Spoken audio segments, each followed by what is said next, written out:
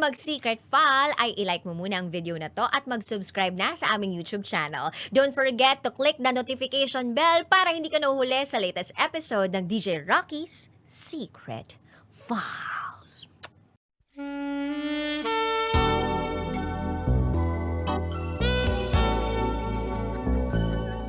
Sinalubong ko ang aking afam na boyfriend sa airport.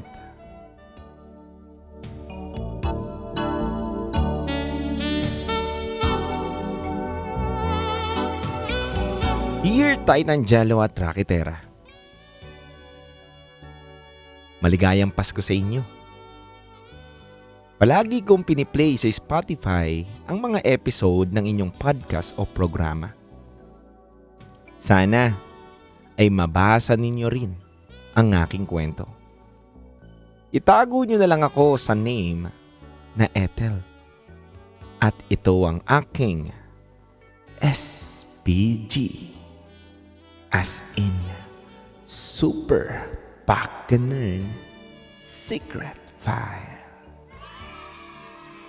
Almost 1 year na kami ng boyfriend kong afam na si Johnson. Nagsimula sa lahat noong magkita kami sa isang dating app at dito na kami nagkapalagayan ng loob. Bigla ko agad siyang nagustuhan dahil gwapo siya. Sa mga sinesend niyang pictures, madalas siyang nagpapadala ng mga topless niyang picture. Napapakilig tuloy ako tuwing tinitignan ko ang mga litrato niya. Oo, nakikita ko doon sa mga litrato na sobrang daks niya. Sobrang laki. Pero hindi naman yun talaga ang importante para sa akin.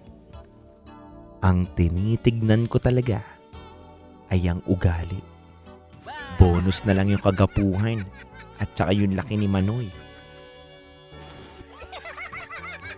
DJ Rocky, DJ Jello, matagal-tagal na rin kaming magka-chat ni Johnson. Sa bawat usapan namin, nakikita ko na mabait talaga siya kausap. May sense, hindi boring, at mukha namang matalino mag-isip. Marunong ding umunawa ng mga bagay na hindi ko na kailangan sabihin sa kanya. Parang alam niyang basahin yung utak ko.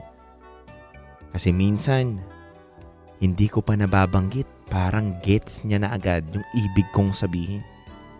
Hindi naman ako nanghihingi sa kanya ng mga sexy picture.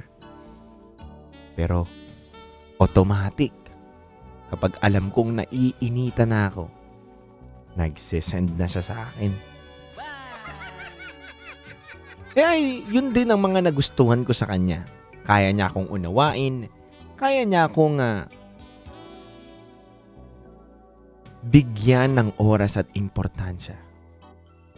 DJ Rocky, DJ Jello, bandang August pa lang, nag-usap na kami at nagplano na magkita.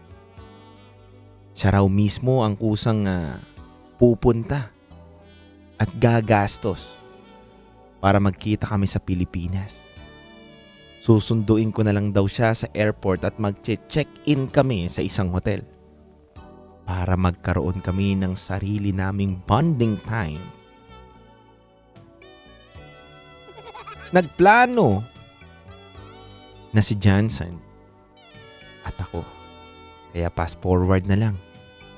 Sa araw na magkikita kami, sinundo ko siya sa airport. Sa malayo pa lang, nakita ko na agad si Johnson. At dahil sobrang na-excite ako, tumakbo ko papunta sa kanya at napakarga para yakapin ako. Forever na ang peg. Pero totoo yun. Gusto ko kasing matry yun eh. Yung tipong tatakbo tapos sasaluhin ako ng afam ko. Yun yung gusto kong pinapangarap ko eh. Pero parang may mali. DJ Rocky, DJ Jello. Niyakap niya ako habang karga niya ako, pero bigla siyang nagsalita. Sabi niya, Sorry miss, but I don't know you. Naku! Patay! Tinignan ko agad yung mukha ng lalaki at naku, laking gulat ko DJ Rocky, DJ Jello dahil hindi pala yun si Johnson, kamukha lang. Nadali ako doon. Maitim kasi si Johnson eh, kaya akala ko siya yun.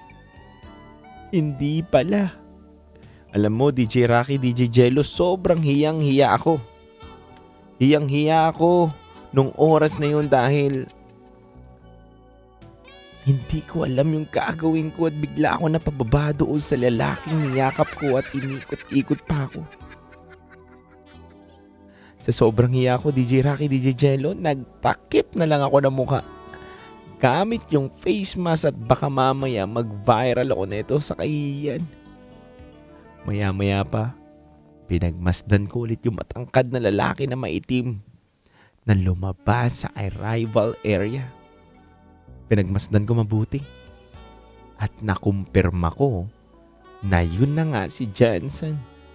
This time, hindi na ako nagkamali.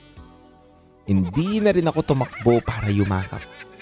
Nasira na yung moment ko kanina sa unang attempt ko.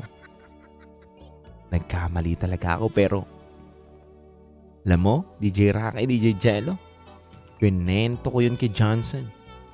Natawa na lang siya at natawa na rin lang ako. Ang sabi niya, ang cute ko daw. Ang sabi niya pa, wholesome daw ang dating ko. At sayang lang daw kasi nasira yung moment pero okay lang naman daw. Sabi niya, ang importante magkasama na kami at gawin ko na lang daw yun sa ibang paraan. Ngayong linggo, DJ Rocky, DJ Jello, magkasama na po kami hanggang pagkatapos ng New Year. Babalik din si Johnson sa bansa niya para bumalik na sa pagtatrabaho. Pero may katanungan po ko sa inyo, sa mga kabisyo natin. At lalo na po sa iyo DJ Jello at DJ Rocky. Bukod po kasi sa bengbang, ano po kaya ang pwede naming gawin na magkasama? Baka naman pwede kaming mabigyan ng advice o suggestion. Ano po ba ang magandang gawin habang magkasama kami dito sa Pilipinas? Game naman daw kasi siya kahit ano pa daw ang mga plano ko. Basta kung ano daw ang trip ko, sasabayan niya daw ako. Kaya po nanghihingi po ako sa inyo ng advice at suggestion. Sana po mabigyan niyo po kami ng advice. Sayang naman po kung puro bang-bang na lang. At sabit niya ako lagi doon sa may pader ng hotel na pinag-i-stayan namin. Nakakapagod din po mabeng-bang na mabeng-bang. At tingin ko, masasaya po kung makakapag-travel kami sa iba't ibang lugar dito sa Pilipinas. Salamat po at Merry Christmas. Ako si Ethel at ito ang aking SPG. As in, Super Pack Ganern Secret File.